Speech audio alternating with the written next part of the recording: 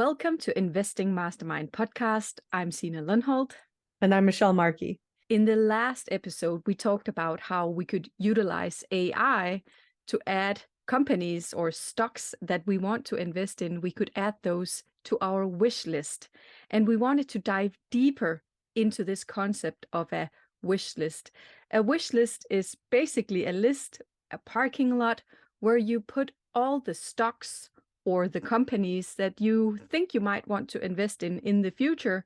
You add those companies to a list, and then when you have time, you will go into much more detail about the company and use your checklist that we talked about in a previous episode. Use your checklist to go through these companies and find out, is it something that you want to invest in? So instead of finding a stock and immediately investing in it, you park it on your wish list until you've studied it.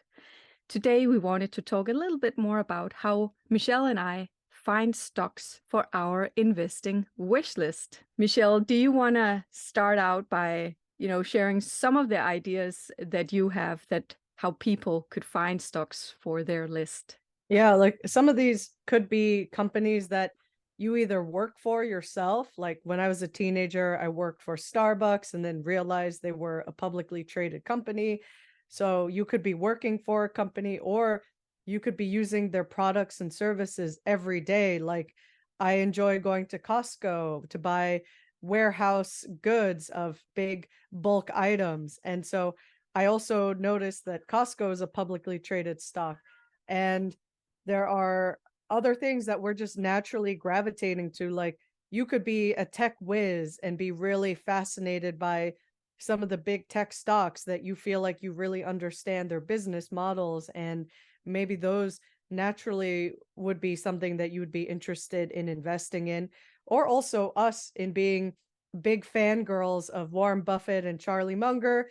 We've been learning about Berkshire Hathaway for many years, and Berkshire Hathaway is also publicly traded. So if you just think about the things that you run into in your everyday life through your interests and passions, that's one place to start. And, I have other ideas of how I might add companies onto a wish list. But what are some of your ideas, Signe?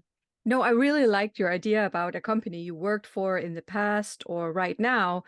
I definitely think that if I could buy stocks from the Lego Group, the company I used to work for, and now I'm a business owner of my own company, but I would definitely buy Lego stocks if they were available. So they do have stocks, but it's owned fully by the family and they're not selling their stocks. So, but definitely that's a very, very great idea. Company that you work for, or maybe someone that work for a company where they are really happy to work, is a great place. Also, what you need to just remember is that it has to be publicly traded. Like I just mentioned, the Lego Group is not a publicly traded company, which means you can't buy stocks in it. And there are private companies or somewhat private companies where you can buy shares in the company, or that you are granted shares if you're an employee of the business. So just be mindful of that it's not all companies that are publicly traded companies.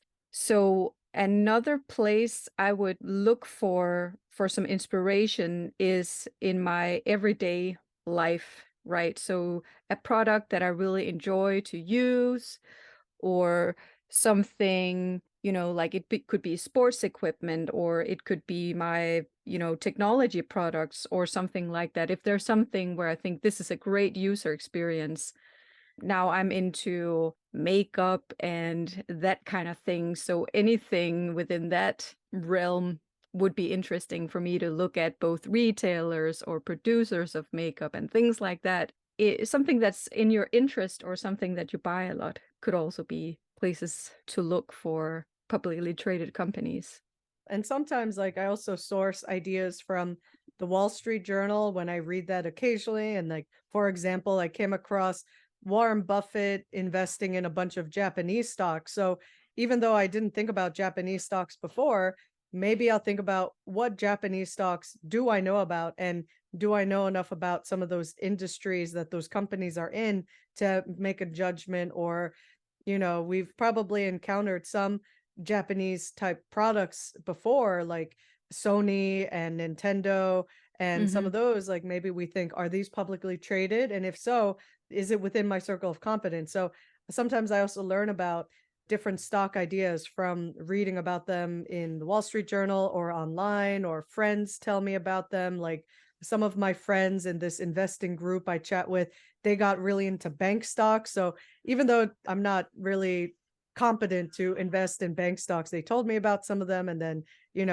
maybe it's in the back, like a seed was planted. Maybe in the future, if I come to better understand bank stocks, maybe I could potentially invest in some, or just be more aware of what's going on in the banking industry. But you find out also from, just word of mouth too. Yeah, that's a great point. If you have any groups, investing groups that you're a member of, I'm not talking about necessarily Facebook. Of course, you could get inspired by Facebook groups, but make sure to put those companies on your wish list first. But, if you know any investors that are Warren Buffett style investors that are sharing anything, put that on your wish list. Even when we went to the Berkshire Hathaway meeting, of course, there's a lot of talks about which companies people are looking at. And I just saw a post on LinkedIn that inspired me to put a company on my wish list. It was a post that came up on my wall because Stig Brodersen, who is a co-founder of the Investors Podcast Network and a great guy,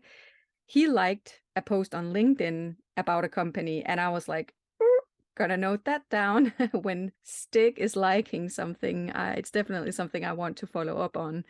So that could also be, something within your circles of friends. But I really want you to be mindful of where that advice comes from. If your neighbor mentions some Finnish moss company that they, or whatever, now that's just an example, right? But whatever they invested in, just make sure to put it on that list and then do your checklist work before you invest in the company. Don't invest in something just because your neighbor mentioned it. Yeah. And also, in a similar way, some of the super investors that we follow, they could also give you some ideas, but it doesn't mean that you just blindly copy them. Like, for example, I know Monish Pabrai invested in Brookfield Corporation, which was somewhat spun out of Brookfield Asset Management. And even though it's interesting, like it makes me wonder, Monish hasn't been investing in a lot of American stocks, but why is he investing in this one? So it made me put it on my wish list of, and you could form a wish list in many ways. You could write it down on paper. You could put it in your brokerage account list. Like you can form what they call a watch list in your brokerage account. So what I did was I took a bunch of companies, and I'm actually pretty bad at checking on them. Like I might put them on this watch list and then I forget about them for months. So it's kind of funny that even though I put them on this list that maybe I'll check out and eventually I might circle back, but I haven't been the best at following up on these particular stocks. That some are like more of a watch and some are more of a wish. You might differentiate like that too, of Oh, yeah. some stocks that you actually care about, that you would want to invest in. Like I definitely care about Costco, and if it ever comes down to a price that I would like to pay, I would love to invest in Costco. But Brookfield is more of just, it's on the periphery. Like I don't know much about it. I know that they're wealth management type, they're into an investing area and it would be interesting, but I don't know that much. So depending on how you feel strongly about certain companies, you have to gauge, how much more attention you place, because there's only so many hours in the day. And with a lot of stuff that we all have going on, we have to be careful how we spend our time when it comes to investing. Like we shouldn't just randomly learn about stuff. We should devote more of our time and energy to things that we realistically think would be worthwhile. And so that's a how great point. you can also cull your wish and watch list down from, you might start out with hundreds of ideas, but then you distill it down into the, 20 to 30, and then refine it even more ultimately to the few stocks if you are a Buffett style investor. So, I like that distinction between yeah. wish list and watch list. And now that you mention it, I actually do the same. I have a wish list where I'm waiting, and then I have a watch list where I'm also guilty, just as you are, that there are some companies that ended up on that list that I actually might never get to. I'm just, it was an idea that came from somewhere, but it's not something where it's like, oh, I'm passionate about digging into this company. I use a spreadsheet actually and put all my ideas into a spreadsheet. And then as time goes by, I'll add some notes or, different numbers or something onto that spreadsheet and just, yeah. So some of them are parked there forever. And sometimes I do delete them from that list because I'm like, who are you kidding? You're never, ever going to look into something like this. It's just not something that I'm super passionate about, or there are certain industries where I'm more passionate than other industries, right? Even though I might know the business models of these companies, so they are in my circle of competence, but it's just not something that's good for me. Yeah. So, you mentioned Monish, which is also a great idea. There's certain newsletters from investors that are Buffett style investors. There are annual reports like Matthew Peterson, who we talked to in a previous episode. He has his annual report where he's very open about which companies he has invested in, and definitely something that could be of inspiration, maybe some of those companies, and you could add to your wish list. So newsletters and other Buffett style investor information is also a great source of inspiration for me. You can keep tabs on what some of these super investors are invested in through their 13F filings that you can source from the SEC, the Securities and Exchange Commission, or also on third-party websites to some extent. It's not always 100% accurate, but you should double check what you see on these third-party sites with the source file. So for example, if you see what some of these super investors are invested in Dataroma or also in Whale Wisdom, you can get some idea, but just cross-reference it because, for example, like I mentioned, Brookfield Asset Management and Brookfield Corp, they kind of spun out. So they became two different ticker symbols. And I was trying to figure out which one is Monish Pabrai still invested in? Is he invested in the original or the new one or both? He likes those spin-offs. Yeah, like that gives you some ideas too of looking at certain kinds of companies and what's really happening with the underlying company. So it gives you ideas, but you don't have to just be like, I can only invest in something that a super investor invests in. It doesn't mean that your world is cut off, but it gives you some suggestion, because if you think about it, like these are some of the best investors in the world that have multi-decade track records. So if they see an investment case, if you can also figure it out and understand it, it could be a potentially good idea, because it in some ways they've already done some of the hard work. Like they found a great company, and if you can piggyback on their hard work, it could be a good thing. But you shouldn't just, like we said, you shouldn't just blindly copy without knowing anything about what the stock is all about. Yeah, and we did dive very deep into these 13F filings and 13F reports in an episode, and we can link to that in the show notes so that you can go in and listen to that episode about these 13F filings, because it's very interesting that you can actually see what some of these super investors are invested in. So one more thing that I want to also talk about are stock screeners. And a stock screener is sort of like a search machine. And there are many out there. I know Yahoo Finance have one. I'm sure there's a ton of stock screeners out there. My preferred screener is Finwiz.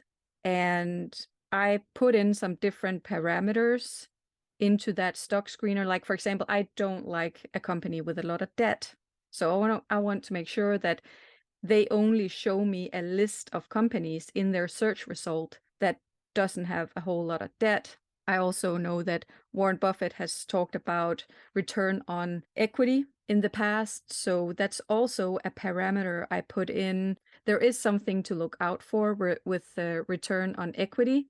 So it's not something where I'm just falling in love with the company just because it's got a high return on equity, but I might put it on my wish list just to see, is it actually return on equity or is it debt? But because I have that debt parameter, I'm pretty sure that return on equity is not looking good because of debt. Yeah. But Well, yeah, does it so give you also a parameter for return on invested capital? Because yeah, the ROIC should incorporate the debt but it component. doesn't have that parameter.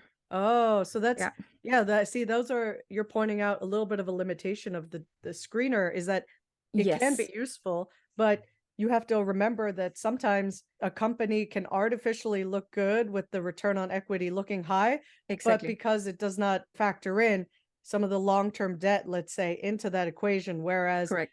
the return on invested capital would. So let's say you Exactly. see a high ROE, but you might see a slightly lower ROIC because of a bigger debt load. So because it doesn't give you that answer of the ROIC, it's starting to be a clue, but then you have to do a little bit more homework just to figure out the rest. Exactly. And that's what I mean by, yeah, it'll end up on my list, but it's definitely something where I will have to look into it. Again, I also have the parameter of very low debt. So again, I think ROE is okay to only put, those two in combination, because then you know that the company does not have a whole lot of long-term debt, at least. So it's going to give you a result with some different companies, but again, don't just trust that list. Put it on your, what did you call it again?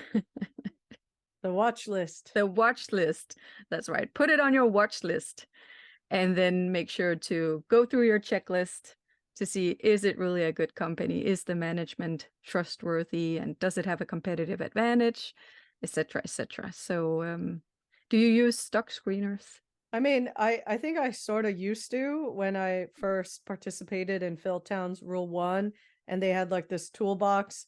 I used it sort of back then, but I honestly haven't really felt super into stock screeners as kind of useful as they could be, but I just haven't really found myself needing to use it. But maybe if I got into smaller cap or mid cap stocks, maybe I would use it then, because so far I've been mostly focused on larger cap stocks, which I can just as easily go into the 10Ks, and I prefer going into the annual reports or quarterly reports and getting out the specific details from the financial statements, plugging them into spreadsheets and doing my calculations that way. So I Mm-hmm. haven't really needed screeners to look at that many new companies. So I've been kind of a little bit less expansive in my horizons. Like I've sort of been limited, but if I wanted to get into potentially better stock opportunities, instead of focusing on large caps, maybe if I focus on small caps, I might use a stock screener. Yeah, And and that's where it's actually like FinWiz is also a little bit limited, because you can search for large cap all around the world. However, medium and small, it won't show you results for many European countries, for example. So it's a little bit limited to also, primarily showing American companies. So something that I wish they had was a more, diverse showing of companies around the world in some other markets than just USA, especially for mid cap and small cap, would be super interesting. and also on a slightly separate tangent, if you just peruse online, like say you put in a company and then in Google, and you might get a result, say from this site called Seeking Alpha, that provides write-ups that some people who they usually disclose what their interest in a stock is. Like either they say they're long or they have no position in it, and you could read their feedback, and you could try to assess how believable is this author. And there's some Maybe other explain sites long. Sorry to interrupt. like if they're long on a position, that means they own it, like they've already bought the position. I know some people talk about shorting and long, but they basically mean shorting means to sell, or if you are short on a company, you basically sold it, or you are currently selling it if you are trying to actively short a company. Whereas if you're long on a company, that means you've bought it, you own a position for the foreseeable future for a while. So that's the quick little thing you can also check. And I think I heard about the Value Investors Club, or like some kind of a website where there's some write-ups that if you're not Yeah, actively contributing to it, you can get access to yeah, 45 that's day true. old articles. So there's also like everyday people, or some of them are experienced investors who provide their write-ups on one of those sites. as Yeah, well. it's like a members club, and some of it is public and some of it is for members only. But yeah, it's definitely, you can read their thesis Yeah. in there. But what were you saying about Seeking Alpha? You were, saying something Yeah, about. just like how you can look at different authors' write-ups about companies, and then that can help you start forming some ideas about a uh, company. Like say you're just curious about what people are saying of some company's performance, and then that could make you decide if you want to add it to your wish list or not. Yeah, I used to think Seeking Alpha was a really good site, but now I think it's flooded with a lot of information that's not really valuable, or people that are trying to convince you to invest in a company that they're invested in. So that's something to really watch out for, is that sometimes they can be really persuasive in their thesis, and it's just something to watch out for. Yeah. So if you do that, it would be good to look for not only the for case, but also the against case. Like Yeah, gather both kinds of arguments so that you have a well-rounded understanding of something and not just be great like, point. yeah, not just find the ones that are all like AI is the best and Nvidia and nothing against Nvidia, but like if you only find the articles that affirm what you already believe, like let's say you bought into Nvidia and you only look for articles that say Nvidia is going to be the greatest, biggest ever, then you might be a little short-sighted in the cases against. Like what if the semiconductor industry goes through its next down cycle? So if you don't look at the the anti cases, then you might not be as aware of when the semiconductor industry also goes through its down phase. So you have to kind of prepare yourself for both sides. I kicked off this podcast by talking about AI because our last episode, which you definitely should go listen to, was about AI. Michelle, would you ever use AI to suggest a stock that you should invest in? Well, I wouldn't use it to like get a specific company to like if it just spits out some magical company and it says like invest in this one. I wouldn't just be like, okay, buy, but I would just use it more like a screener, kind of like what you were saying with the Hmm. criteria that you entered into FinWiz. Like you provide it with criteria and it gives you suggestions that you then use your human brain to analyze and study and not just believe it on the first suggestion it gives you. Yeah, absolutely. Because it could be, even though, you put your ROE and low debt, etc., whatever parameters you may have, even though you put that in, sometimes the results aren't correct. It has flawed results or incorrect results. So make sure to definitely check up on it. But I think that's, if you want to use AI, that's actually a good idea to put in some different criteria into the machine and see what it comes out with. Maybe there's something for your, you know, even putting in your circle of competence or something like that, and it would give you some results that you could put on your watch list. Yeah. And you can use it as a research tool. Like, say you're interested in certain restaurant businesses, and then you say, give me the competitors for this business. So you could use it and then you could figure out, is it a real competitor or not? Like, say, if I say, give me the competitors to Domino's Pizza, and it gives me Olive Garden.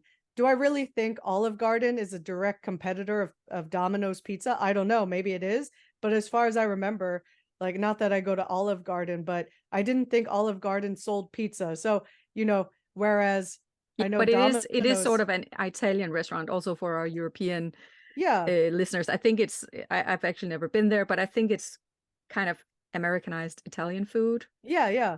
But like, is Domino's considered normal Italian because they sell like wings and Yeah, pizza? So you have to it's not compare. Italian pizza.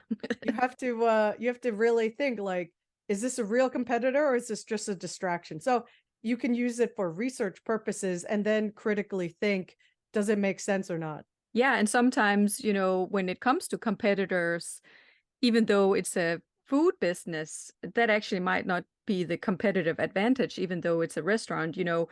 Oftentimes, people have talked about McDonald's being a real estate business because they have properties on every corner of, some of the most busy intersections in the world. So is it Mm. really a hamburger business or is it a real estate company? There's discussions like that out there where the competitors it comes out with, use your human brain to really think about the competitive advantage and not just something that's necessarily in the same sector. Like even with entertainment, gaming companies, yeah, there's a lot of competitors, but it could also be movie theaters and all sorts of other entertainment streaming services, etc., that actually could be bigger competitors. Okay, should I play this game right now, or should I somehow entertain myself with something different? So it might not even be in the same industry. So use your human brain to think it all through. Sounds good. So with that, Signe, do you have any last thoughts about wish lists and watch lists?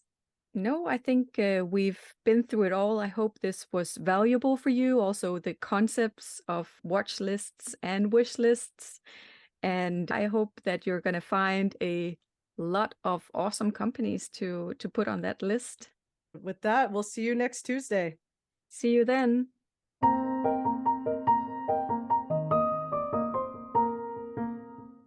If you enjoyed the show and found the content informational, we would be super grateful if you would leave us a review and follow us wherever you get your podcasts so you automatically get new episodes in your feed.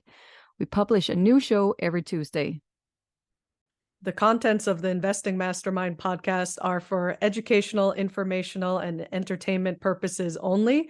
None of this is investing advice, and if you need help in your personal situation, please consult with a professional.